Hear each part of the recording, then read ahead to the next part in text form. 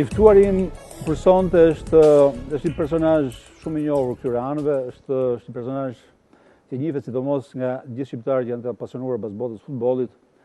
Nuk është shqiptar, vjen nga Italia, është italian, por është i njohur gjithashtu edhe në gjithë Europën dhe në gjithë botën futbollistike të planetit. Quhet Luciano Moggi. Buonasera, ciao. Shumë faleminderit që jeni këtu. Ju keni 2 ditë që jeni në Tiranë, jeni në Shqipëri. Si ka shkuar vizita? Ka qenë vizitë e bukur? Molto bello. Diciamo che abbiamo avuto un'accoglienza eccezionale, tifosi. Ka qenë një pritje jashtëzakonshme, tifozët e Juventusit. Libro presentato, quindi në direi librin tutto bene. Prezantuar, them se ishte një pritje që shkoi duhet ta mjaft merret mirë. në mend. Në këtë kuptim nuk ishte befasi, surprizë. No, non è stata una sorpresa perché ero preparato, nel Jo, senso nuk che ishte një surprizë, sepse isha i ho përgatitur. avuto già Duhet të them që un'accoglienza, direi, all'aeroporto appena pata një arrivato. pritje tutti mjaft të che mirë që në volevano aeroport, autografi, të foto, gjithë më quindi pritën, donin è già autografe, una cosa fotografi. importante e bella, Kjo është një direi, gjë e che m'ha rëndësishme, e spinto poi a bukur, ritornare që a më Tirana shtyu të rikthesh a në fare Tiranë quello che abbiamo fatto. për të bërë atë që kam bërë. Ho visto tanti tifosi juventini Pash veramente shumë tifozë të entusiasti. Juventusit vërtet entuziastë. Unë duhet jemi sinqert me publikun shqiptar. Me Luciano nuk është herë e parë që takohemi sot, nuk njihemi sot. Kemi disa kohë që njihemi. Bilon kam pas fatin dhe kënaqësinë të shoh edhe një ndeshje futbolli në stadiumin e Juventusit në Torino, bashkë me Luciano dhe bashkë me Besnik Miftarin. Dhe në këtë kuptim më fal e thash të gjë për të ikur rolit teatral që edhe mund të luaja, duke u shtirur sikur nuk e njihje. Kështu që me Luciano jemi miq. Të paktën për sa më takon mua. Siamo amici. Siamo amici, molto amici, molto amici. Abbiamo visto partite assieme e Pam një ndeshje së soprattutto bashku. ci siamo capiti immediatamente, cioè il Dhe carattere rëndësishme është që u kuptuam me ho njerë. capito di trovarmi di fronte a un grande E giornalista. kuptova me njerë që Io kisha ho përballë një cercato gazetar të njohur. di seguire attentamente U perché përpoqja sono uno che të cerca di ndjek me seguire. vëmendje, sepse unë E ho ndjek me capito vëmendje che la gjërat. strada giusta era seguire, kuptova që rruga e duhur seguirti ishte e capire bene quello të che të gjeve a vëmendje Tirana dhe të poteva kuptoja succedere e se çfarë mund të më priste në Tiranë. quello che può contare il calcio in Dhe questa città. mbi të gjitha sa vlerë ka Mirë, futbolli në këtë qytet. do fillojmë intervistën fotografike. Unë kam përgatitur një numër fotosh. Luciano Moggi nuk ka ide mbi fotot që unë kam përgatitur. Do t'i shohim këtu për herë të parë. Dhe në formën e një surprize, unë kam përgatitur himnin e Juventusit. Do ta dëgjojmë këtu së bashku për një 30 sekonda, pastaj kthehemi në studio dhe flasim. Regjia.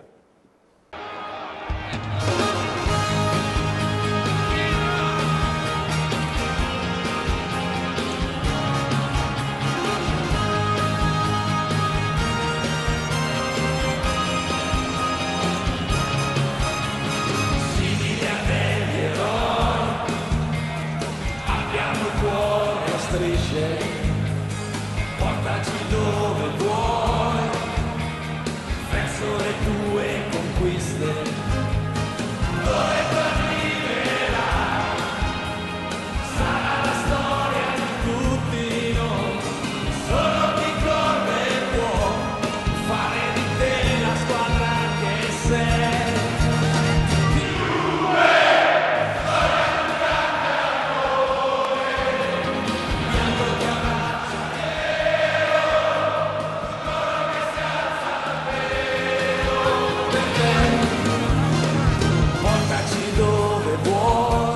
Okej, kthehemi.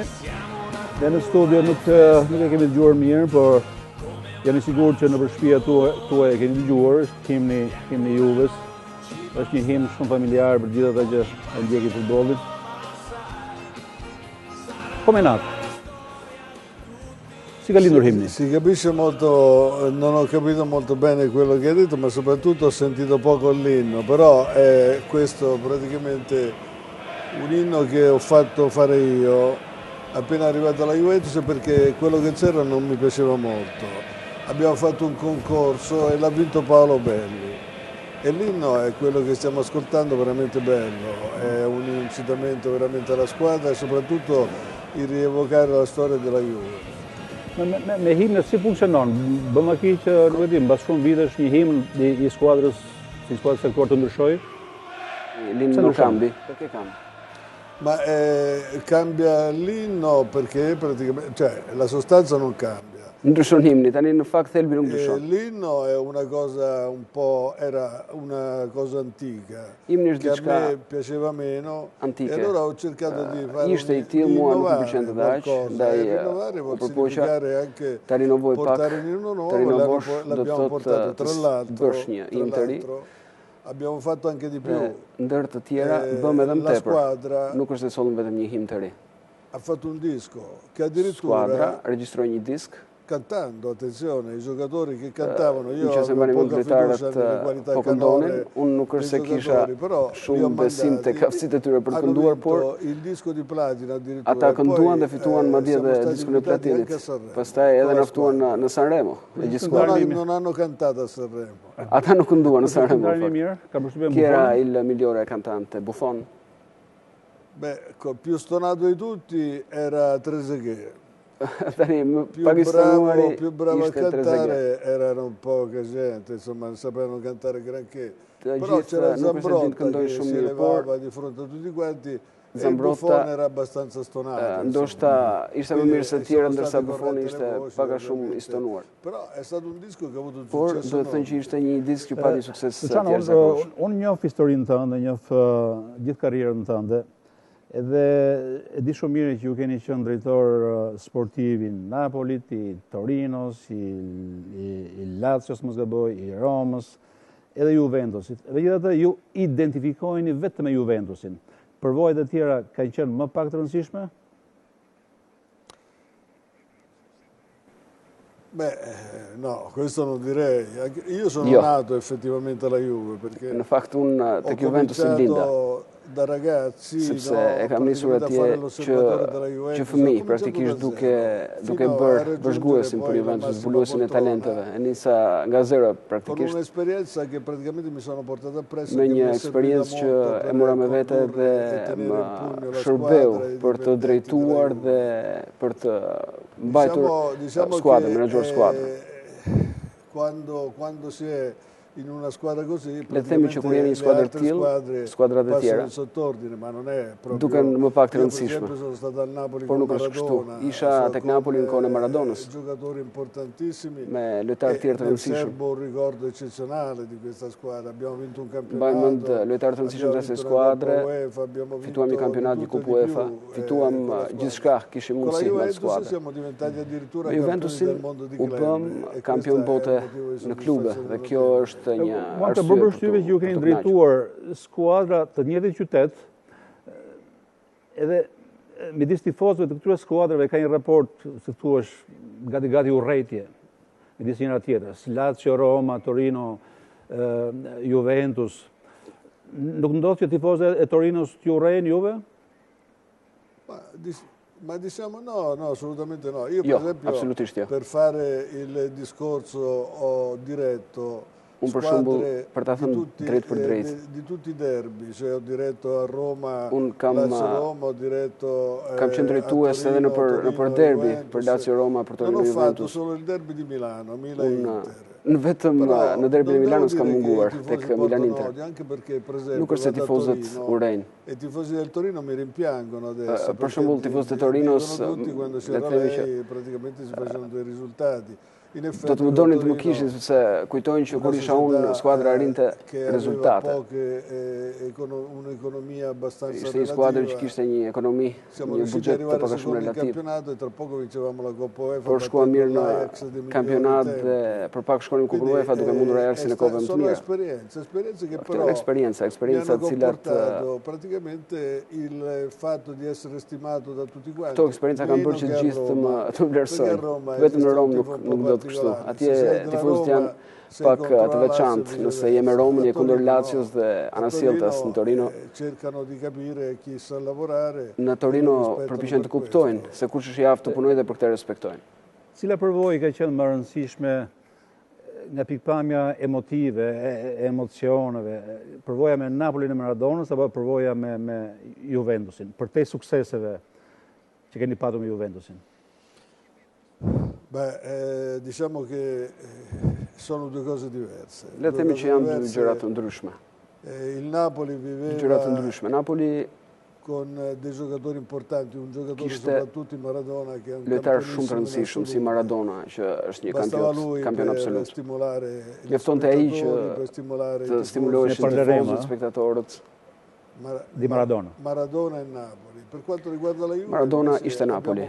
Për sa i përket Juventusit, ndërtuam avash një skuadër që mori ritme të jashtëzakonshme, i la pak hapësirë tjerëve. Ndaj në një moment na ndëshkuan. Kur ndroi jetë avokat Anjeli. Jo, Luciano, kam përgatitur shumë foto dhe unë do doja të ndalonim edhe pak këtu, ndërkohë e di që kam edhe foto tjera dhe doja t'i kalonim gjitha fotot, prandaj po ecim pak më tutje. Është një foto tjetër që kam përgatitur për ju.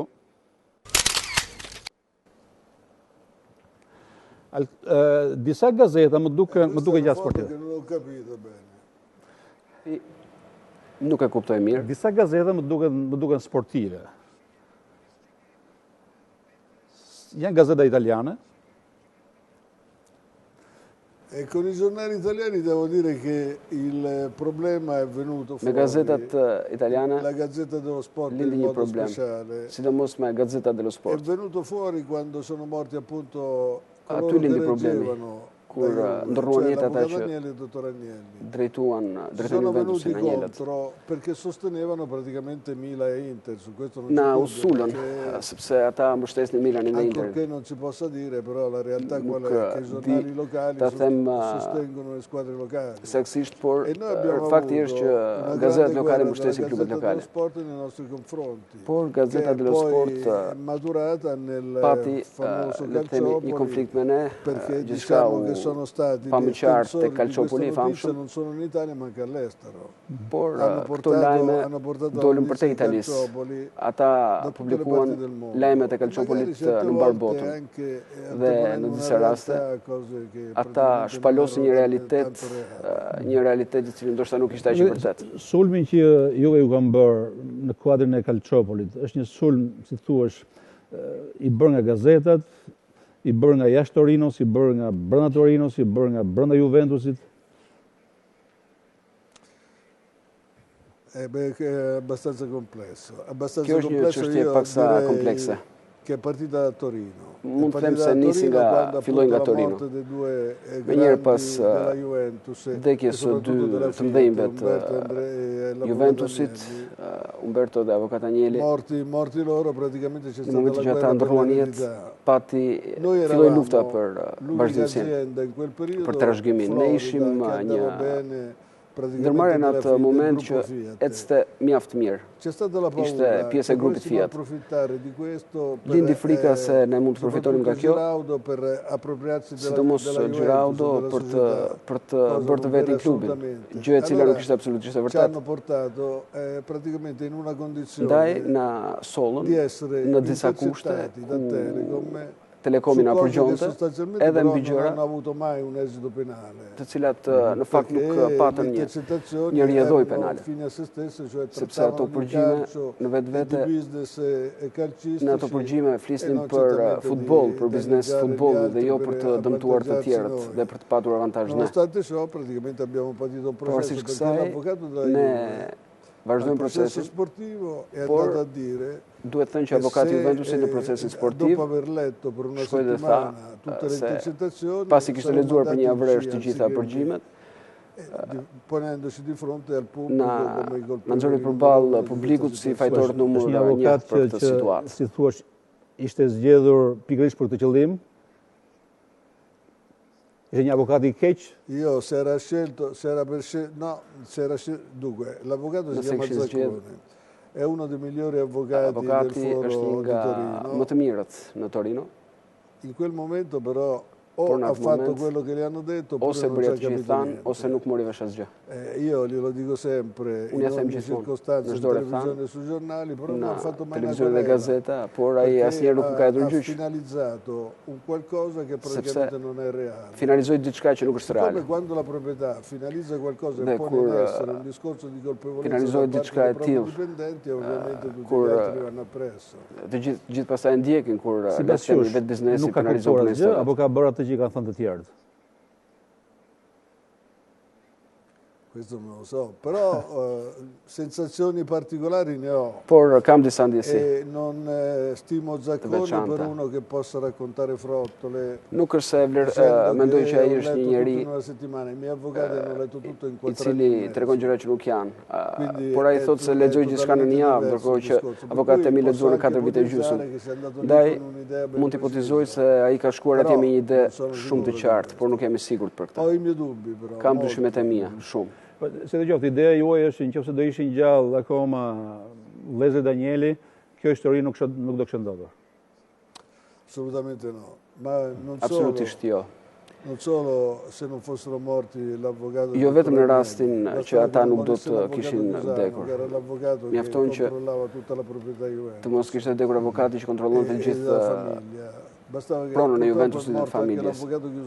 Edhe avokati Giussano ndroi jetë, pastaj ishim pre dalgbe, ishim gjaj lehtë për gjithë ata që donin të shkatronin diçka komplekse, diçka perfekte. Dhe për të bërë këtë, praktikisht duhet të zvonin ata që kishin ndërtuar këtë gjë të mirë, perfekte. Ndaj ne hym në telashe pikërisht për këtë arsye, për këtë nuk kam asnjëherë dyshime. Gjithçka filloi në Torino dhe u krijua në mënyrë të veçantë nga avokati Zacconi. Non voglio dire non c'è capito niente. Unë po e them gjithëve, nuk mund të them që ai nuk kuptoi mirë situatën, nuk mund të them gjë tjetër, por ai bëri diçka që avokat nuk mundet dhe nuk do ta bëjë. Mesazhi ka qenë I qartë për gjithë ata që e njohin historinë e mogjë dhe të Juventusit, si thuash, në një mënyrë apo një tjetër. Jo Luciano përmendët Maradonën. Nga viti 2006 është bërë një film lidhur me Maradonën, është një film Italo-Argentinas. Unë e kam parë shumë se një herë atë film, edhe nuk e di nëse fabula e filmit, si thuash, ka lidhje të drejt për drejt me jetën e Maradonës. Unë kam zgjedhur një pasazh nga filmi, është një 30 sekonda, do t'ju ftoja ju bashkë me teleshikuesit ta ndiqnim edhe do doja të më thonit më pas nëse e njihni ju, si thuash, Maradonën tek roli që luhet në film apo jo. E ta ndjekim. Che succede? Scendiamo, dai! Perché? Dai, venite, dai! Piano! Dai, Ciccione, muoviti, dai! Vieni, amore mio, vieni! Vieni! Quanto vi voglio bene a voi! Non ci separeremo mai, eh? No! Aspetta! Ma che fai, Diego? Scendi! Aspetta, aspetta! Dai, scendi! Maradona, Maradona, Maradona, Maradona, Maradona, Maradona, Maradona, Dhe pyetja ime për Lucianon është, Maradona ishte kaq shumë I mbushur me veten, kaq I vetpëlqyer, kaq narciz.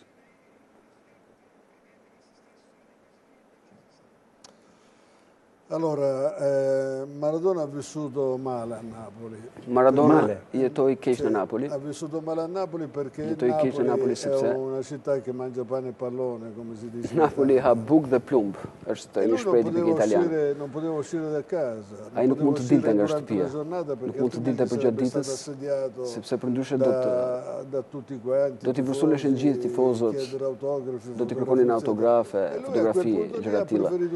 Në atë moment ai preferonte që të dilte vetëm natën, kjo është drama e Maradonës. Dilte netve me një jetë as pak të rregullt. Dilte natën dhe flinte ditën. Dhe praktikisht, madje shpesh nuk vinte në stërvitje. Por, nëse e shohim si njeri, Maradonën duhet ta gjykojmë në një mënyrë të caktuar. Nëse e shohim si lojtar, e gjykojmë në një mënyrë tjetër. Lojtari ishte fenomen. Është një lojtar që lind rrallë, që mund të zgjidhte I vetëm një ndeshje, apo shumë ndeshje. Si njeri, ishte padyshim I brisht. Ishte I brisht, sepse bëjnë disa gjëra që pak a shumë I dim gjithë, gjëra që nuk duhen bërë. se andiamo ad affrontare il discorso Maradona difficilmente lo conoscono gli altri. Por le themi që Maradona shumë pak njohin në një pikë të caktuar. Ishte njëri altruist i cili e donin shumë shokët sepse ai dinte ta bënte veten, ta donin tjerët. Ndonjëherë pastaj flasim edhe për njeriu që binte pre e drogës. Por ishin gjëra të cilat nuk i bënte kur ishte në një periudhë të mirë. Për të gjykuar Maradonën, duhet të gjykojmë dy persona. Së pari për personin që bënte gjëra të caktuara dhe Maradonën kur ishte në raporte mjaft të mira me veten e vet, kur ishte në një periudhë të mirë ishte një njeri i jashtëzakonshëm. Unë nuk e kam dëgjuar kur Maradonën të thoshte gjëra kundër shokëve të tij. E fare ai napoletani che avevano bisogno dei regali che praticamente pastaj kam parë Maradonën që u bënte napolitanëve dhurata, cilat njerëzit as i kuptojnë. Ndaj Maradona është një njeri i veçantë që duhet gjykuar padyshim. Unë kam lexuar librin edhe për teleshikuesit që nuk e dinë edhe e kam përkthyer librin e Luciano Mogjit dhe në libër ju në më shumë se në një rast, fliste gjithmonë për një stil Juve. Dhe stili Juve është stili lojtarëve që janë shumë profesionistë, që janë shumë disiplinuar, që stërvitjen e kanë të shenjtë. Nëse Maradona do luante akoma në kohën që ju ishit me Juve, do ta blenin për Juventusin?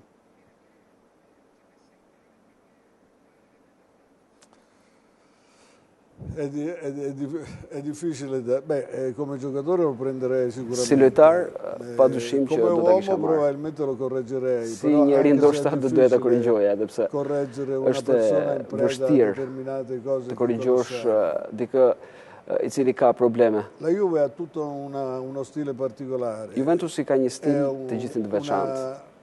Azienda professionale. Është një ndërmarrje profesionale. Dove I giocatori non sono forzati ma rispettano la proprietà. Nuk sforcohen. Allenarsi quando devono allenarsi. Po respektojnë klubin, shkojnë të stërviten atëherë kur duhet, bëjnë një jetë prej profesionisti, serioz. Dhe rezultatet janë të qarta, duket. Però è un ambiente totalmente diverso da quello Por është një ambient shumë i ndryshëm nga i Napolit. Në Napoli praktikisht Maradona ishte zot, ishte zoti. Në Torino nuk ka zotër.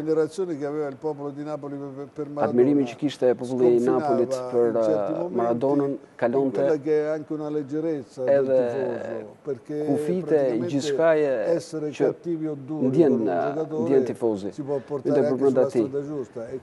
Ndaj kur je jashtë apo i mirë me tifozin sjell gjëra të caktuara. Me Maradona vetëm unë bëja fjalë.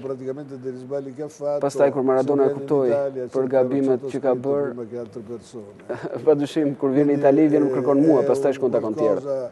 Lo stile Juventus è una cosa diversa. Stili Juventusit është diçka e ndryshme, është profesioni i vërtet i mirëfillt. Praticamente e chi deve eseguisce nel modo migliore. Është një punëdhënës perfekt dhe kush e ndjek e ndjek. Para se kalojmë në publicitet, nuk e di, për ju cili është tifozi më i mirë, më i pëlqyeshëm, më simpatik? Një tifoz napoletan apo një tifoz juventin? Ma io devo dire che praticamente tutti I tifosi come sono stati bravi. Të gjithë tifozët me mua janë sjell mjaft mirë. Të gjithë kanë qenë të mirë sipas meje. Është vështirë të zgjedhësh. Se si va praticamente a Napoli, nëse shkojmë në Napoli, considerato praticamente una cosa insuperabile anche se magari le themi që më konsiderojnë considerazione che hanno per me. Një njeri të jashtëzakonshëm, kjo është konsiderata që kanë për mua. Në Torino ndoshta është ndryshe. Unë kam përdorur një metodë time me tifozët, sepse përdor një armë disi të veçantë. Është diçka që vlen kur jam në fushë dhe pastaj ata jashtë fushës pretendojnë shumë gjëra. Unë gjithmonë kam qenë I qartë dhe në Napoli. Deri këtu mund të arri, këtë mund ta bëj për ju, këtë tjetër nuk mund ta bëj. Në momentin që e kam sqaruar gjithçka, mi si asgjat. Nuk kam patur probleme, as të njërë në Për të gjithë ata që do duan të dinë më shumë lidhur me Maradonën, lidhur me futbollistë të tjerë, lidhur me Mercaton që ka bërë Luciano Moggia gjatë kohës që ka qenë me Juventusin, por edhe me klube të tjera, do duhet blejnë librin Topi i Shqipërisë që është publikuar prej disa javësh dhe është në treg. Ne do kalojmë tani në një interval publicitar dhe do rikthehemi një herë pas pak për të vijuar bisedën me Luciano Mogjin. Publicitet.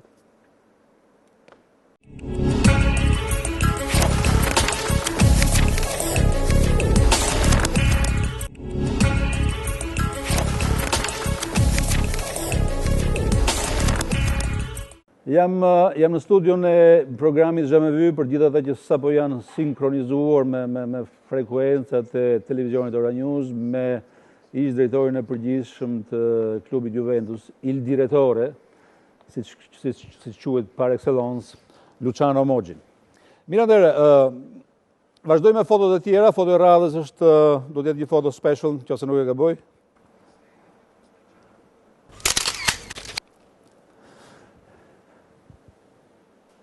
Questo è una foto. 2+2 quelle sì. Ka rrethana në jetë që për njerëz të caktuar 2 dhe 2 bëjnë dhe 5. Io cerco di essere matematico sotto questo profilo. Përpiqem që në këtë pjesë të jem gjithmonë matematik. Poi ovviamente ci sono delle persone che fanno 2+2 faccine. Pastaj ka njerëz që për cilët 2+2 dhe këta janë më të vështirë për të kontrolluar. Dhe ka shumë në futboll. Sono quelli che pretendono, per esempio, janë ata që pretendojnë, una società modello, quando un modello non può essere perché i primi a non essere sono i dirigenti. Një klub model nuk mund të ketë sepse fillimisht model duhet të jenë presidentët, janë tifozët cilët pasi nuk fitojnë, ndoshta do të donin që 2+2 të bënin 6 dhe jo 4. Janë ata njerëz që duan të pengojnë punën e një klubi futbolli. Dhe për fatkeq duhet të them diçka. Diciamo non è una cosa bella. Nuk është një gjë e bukur, le të themi. I giornali, gazetat, sono quelli che fanno spesso e volentieri 2+2 janë ata që shpesh përdorin të 2+2 devo dire anche una cosa, che sono la fortuna del calcio, perché creano i miti e i miti non sepse janë e keqe futbollit, ata krijojnë mite atje ku mita nuk ka. Dobbiamo apprezzare i giornali per una cosa, ma duhet i vlerësojmë gazetat për diçka, por nuk duhet i vlerësojmë për diçka tjetër. Io l'ho provato sulla pelle mia. Dhe në fakt keq kur Lazio e Roma, ka derbi, Lazio-Roma apo Juventus-Torino, viene fuori sempre l'anima del gjithmonë pa shpirti i atij që është tifoz me një skuadër apo një tjetër. Ndaj argjojnë kot fjalët në të mirët kësaj apo asaj. Dhe avantazhet e mira ai që fiton, por është një dizavantazh ai që humbet. Këto janë gazetat. Ju jeni kritik lidhur me gazetën e gazetarët, me të shohë unë është era e dytë apo e tretë që e bëni të nënvizim, por një bot pa gazeta do ishte një bot e shëmtuar, No, non sarebbe un mondo bello come adesso, perché nuk do të ishte një bot e bukur si tani, sepse ka njerëz si può anche dire che sono amanti relativamente që mund të thuhet që janë relativisht njerëz të apasionuar pas futbollit, por pastaj krijojnë fenomenin që krijon gazetaria. Për shembull, kujtojmë Maradonën. Shkonin të shikonin Napolin për të parë Maradonën, në shkova me skuadrën në Tokyo dhe na thërrisin skuadra e Maradonës, jo Napoli. Pra, me këtë duhet të them si e kishte ndërtuar situatën sistemi i gazetarisë dhe si e kishte përballur me publikun. Juventusi ishte skuadra e Del Pieros në Tokyo, e mbaj mend mjaft mirë. Në finalen e Kupës së Botës për klube, ne na thërrisnin skuadra e Del Pieros, na identifikonin kështu dhe jo Juventus. Janë këto ato gjëra që bëjnë që spektatorët të krijojnë idhuj dhe të shohin vetëm persona cilët ata mund të jenë kampion, por janë bërë më shumë kampion nga që janë në fakt, pikërisht nga ata njerëz që duan ta bëjnë gjithçka marketing. Edhe marketing, sepse relazione a un giornale, se un giocatore kur një lojtar krijon marrëdhënie me gazetë, kur një lojtar jep më shumë intervista një gazete të caktuar, ajo gazetë e ngre në altar, nëse nuk jep intervista do të kundërta. Kjo ndoshta nuk ishte pjesë e Maradonës, por më shumë lojtar kanë ndodhur. Është vërtet, gazetat krijojnë mite, krijojnë legjenda. Po nga ana tjetër mund të ketë shumë njerëz që mund të mendojnë që edhe legjenda Luciano Moggi është krijuar nga gazetat, nga Per esempio, hanno creato una leggenda di Luciano Moggi che non merita. Mua më krijuar një legjendë të Luciano Moggi që nuk e meritoj. Di calcio soprattutto, ma non è così, gli sbagli li ho fatti anch'io. Edhe unë kam bërë gabime. Gli sbagli li ho fatti anch'io, probabilmente ho fatto più cose buone che ndoshta kam bërë më shumë gjëra të mira sa gabime, por forse uno sbaglio, per esempio uno sbaglio. Ma sbagli ne ho fatti praticamente anche nell'acquisizione dei giocatori. Ndoshta gabime kam bërë dhe në afrimin e lojtarëve. Për shembull kam bërë një gabim shumë të madh. Duhet ta pranoj.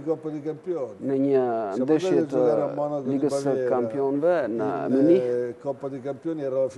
ishte finale me Borussia në Dortmundit. Tenendo presente che nel Borussia Dortmund esistevano 5 riserve della Juventus. Kemi parasysh që tek Borussia kishte 5 lojtar të uazuar nga Juventusi dhe humbëm ndeshjen. I kisha uazuar unë atë lojtar. E humbëm ndeshjen, sepse një ditë përpara se zbrisin në fushën e lojës, Peruzzi gëzua me një djalë. Dhe unë bëra në mënyrë që ai të merrte një avion privat, të shkonte të shikonte vajzën dhe të rikthehej edhe më njëherë në Munich. Ky është një defekt i madh. Gli altri giocatori e Peruzzi stesso sepse lojtarët e tjerë apo dhe Peruzzi mund të kenë menduar që ndeshja ishte shumë e thjeshtë.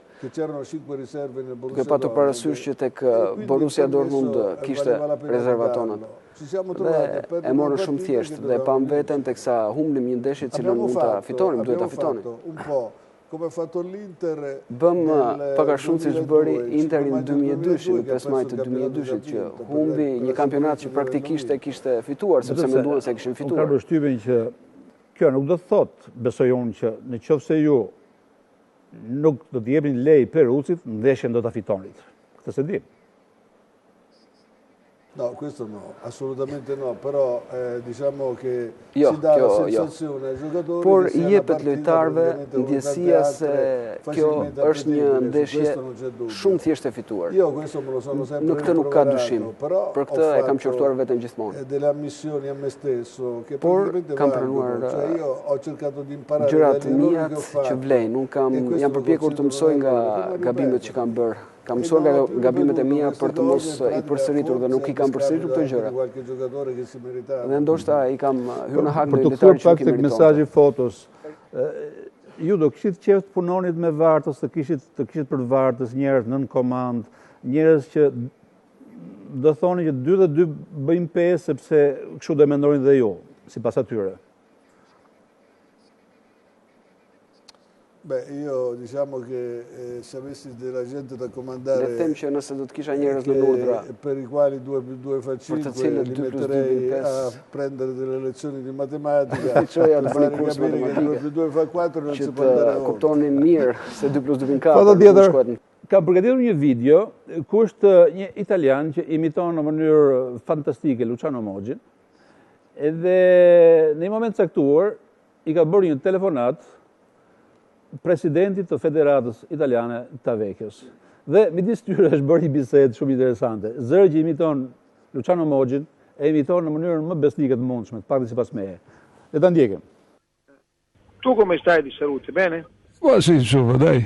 Cerchiamo di non lamentarci. Io veramente penso molto a questa tua situazione, sono molto contento. Poi per la nazionale adesso bisognerà fare grandi cambiamenti.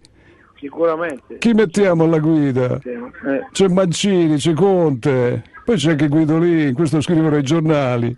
Però bisogna vedere il problema anche di natura economica, tu che pensi? No? Non è che si può pensare le cifre che si sentono dei club non sono paragonabili per la nazionale. Beh, lo so, ma vedrai che uno per guidare la nazionale abbassa le proprie pretese.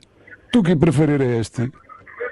Ma io onestamente vorrei sentire anche questa novità di Conte, non è una roba da poco, è emersa adesso. Però... Kthehemi në studio.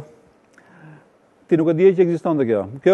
Kjo telefonat është trasmetuar dhe një radio italiane, Radio 4 non lo so. 24. Radio 24 a Zanzara, trasmissione a Zanzara.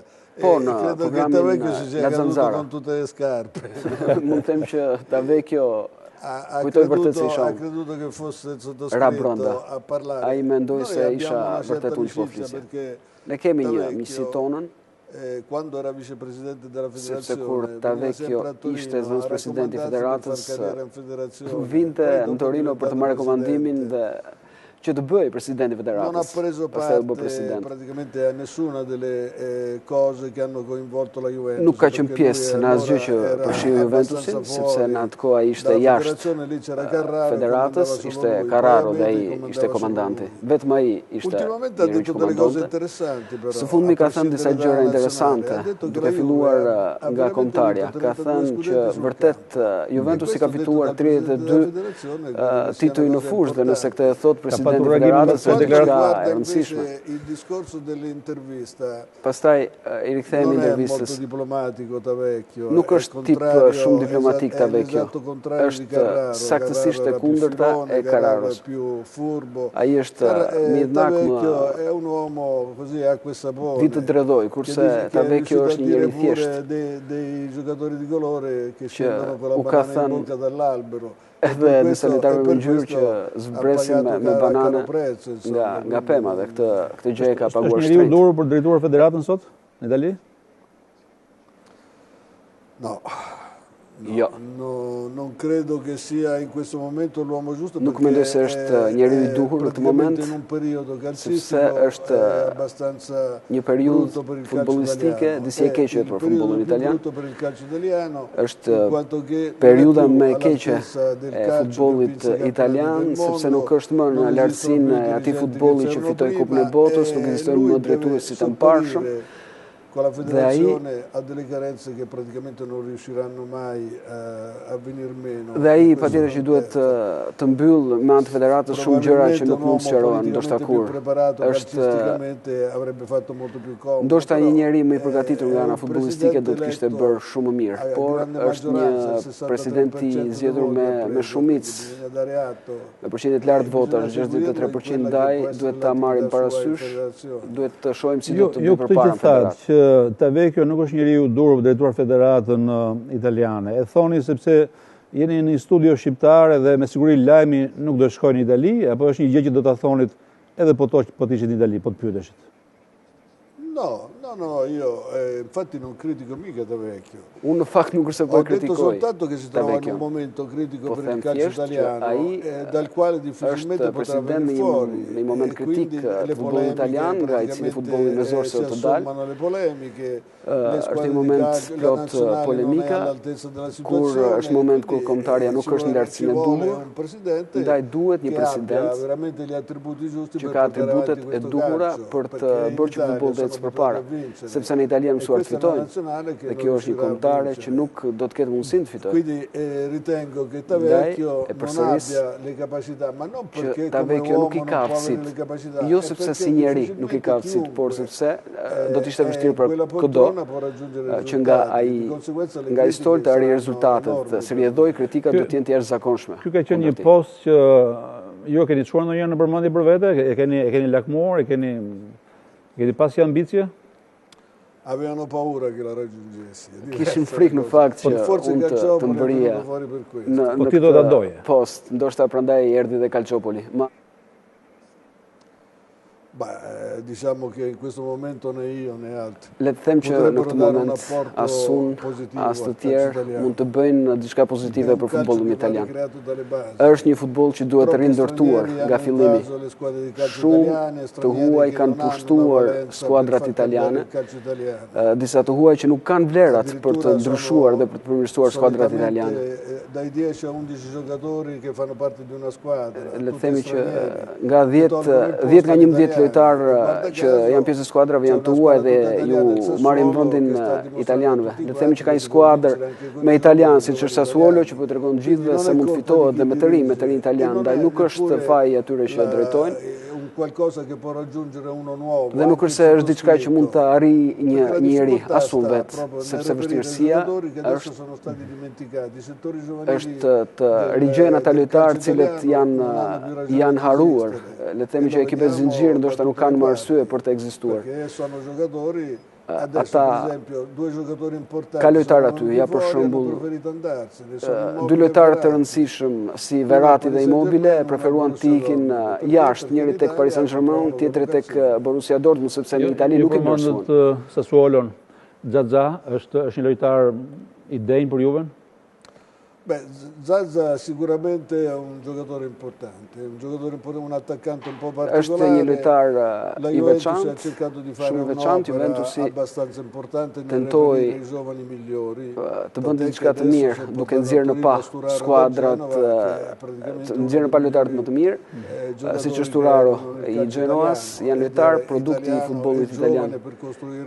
Dhe është lojtar i ri i cili mund të ndërtojë një cikël. Quando si va praticamente alla ricerca di questi giovani, kur fillohet dhe kërkohen këta të ri, duhet të tregojmë të kujdesshëm, sepse mendoj që Juventusi ka bërë dhe gabime. Ka marrë dhe mund të marrë Zazën. Dhe mund të merrte. I giocatori che ha lasciato perdere. Edhe lojtarët cilët i kalën pas dore. Vediamo quello che è andato al Napoli, che praticamente è un giocatore importantissimo, ka shkuar tek Napoli nelle ultime 2 partite 2 gol. Dhe që është lojtar i rëndësishëm, ka shënuar 2 gola në 2 ndeshjet e fundit, Gabbiadini, për atë kam fjalën. Zaza është një lojtar tek i cili Juventusi mund të pikë në referimit. Do ta kishte sjellë në Torino nëse presidenti Sassuolo do ta kishte lënë të lirë, por ai duket që është i friksuar. Sepse Sassuolo mundet të jetë në luftë për mbijetesë dhe preferoi të mos e lëshoj, por vitin e ardhshëm Zaza do të jetë një lojtar që do të transferohet tek Juventus. Ne kemi edhe pak minuta, mi bëu doje që të kalonim disa foto. Dhe për këtë do doja që për secilën foto ju të thonit vetëm në një frazë ose në një batut ose nuk e di, të flisni në mënyrë sintetike. Foto tjetër e radhës? Questo qui è un buon giocatore. Peccato che abbia una capigliatura un po' particolare. Modelin e flokëve ka pak të veçantë. È capitato un giocatore për shembull, më ka rastisur një lojtar me karakteristika shumë të veçanta. Non vuole neppure fare il nome, però nuk dua as ta përmend emrin, por erdhi tek Juventusi dhe pastaj ndryshoi totalisht. Un giocatore normale. Dhe u bë një lojtar normal. Është fjala për Mikolin. Bravo, vedi. Però adesso la moda è un po' diversa. Por tani moda është disi ndryshe. Per esempio Vidal, sepse te Juventus ka disa lojtarë si Vidal që ka këtë model flokësh. Dhe këta padyshim që non è che sia una cosa che può fare praticamente ombra a qualcuno. Kjo nuk është diçka që i prish punë dikujt. Si scandalizzano la gente, no, assolutamente. To nuk janë gjëra që bëjnë njerëzit të skandalizohen, absolutisht jo. Por në anën estetike diçka e tillë nuk bën mirë, unë jam kundër këtyre gjërave. Ecim, kalojmë te foto tjetër për të marrë një koment shkurt të Moxhit. Ma questo lasciamolo perdere. Questo è un signore che per teleshikuesit ky zotëri quhet Marco Travaglio dhe ka qenë shumë kritik ndaj Moxhit. Lui më pretendon që është juventin, mendoj që është juventin. Vështirë të qoftë marrëdhënia ka qenë shumë e vështirë midis Moxhit dhe Marco Travaglios. No, questo non è juventino. Non è? Ky nuk është tifoz i Juventusit, ky shtiret sigurisht tifoz i Juventusit. Si del fatto che praticamente proprio përfiton nga fakti që pikërisht duke thënë se është tifoz i Juventusit. Cerca di criticare tutto quello che sostanzialmente kritikoj gjithçka që Juventusi bën. Un esempio tipico. Për shembull, marr një shembull tipik. Juventus Roma e këtij viti. È riuscito a dire pas ndeshjes si vergognava della Juventus da tempi di Moggi, cioè nuk i vinte kaq turp për Juventusin që nga koha e Moxhit. Duket sikur Juventusi e vodhi ndeshjen me Romën. Ky është thelbi.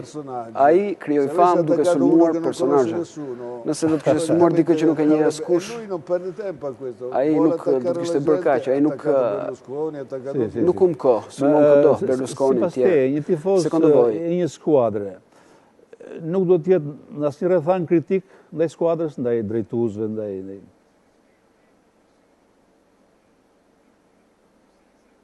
No, per carità, è una cosa normale se fosse una critica vera. Shumë normale, po të ishte një kritik e vërtet. Nëse bëhet një kritik thelbësore. Po tani ç'mund të thotë ai për Juventusin që në 12 vite fitoi gjithçka mund të fitonte. Dhe tani ka fituar vetëm 3 kampionate. Pavarësisht kësaj, ai kritikon. Ka thënë se Andrea Agnelli bëri më mirë se mjeshtri, Luciano Moggi. Ka thënë dhe këtë, por është një personazh që nuk dua ta marr në konsiderat.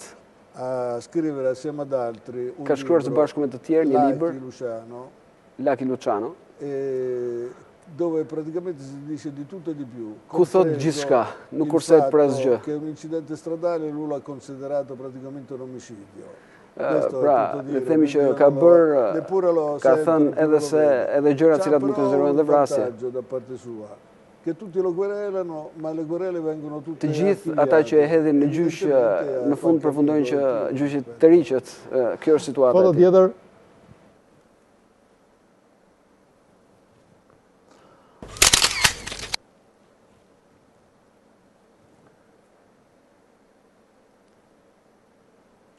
Questo è un sigaro che fumo io. Një puro që kam përshtypjen që të pëlqejnë, edhe vera, edhe cigare pure. Pëlqejnë. Sì, a me piacciono molto e fumo Toscano del Presidente e Romeo e Giulietta. Më pëlqejnë shumë. Ma non fumo Romeo e Giulietta, è il sigaro che si chiama. Pi, Romeo e Giulietta. Unë doja që të kalorim me të i foto e fundit, që do isha me vërtet e fundit. Nuk e di se cila është. Okej, picchigliatore. Ecco, questo qua è un dirigente ottimo, Ky është një drejtues che shumë i mirë, sempre nelle sue scorribande lo Tito.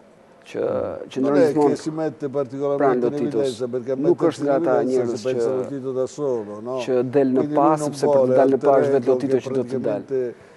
Superino la fama del presidente. Nga ata që kërkon të i kaloj famën e presidentit. È uno che segue molto questa cosa, non një dà njeri që nuk bezdis, al presidente punon me kujdes, nuk e bezdis presidentin në kërkim të popularitetit anche i giocatori buoni. Lui preferisce stare zitto e ascoltare. Ai preferon të ri Penso che a Tare abbiano insegnato che è molto più facile parlare che ascoltare, quindi lui preferisce ascoltare molto. Se sa të dëgjosh, dhe ai preferon të dëgjoj shumë.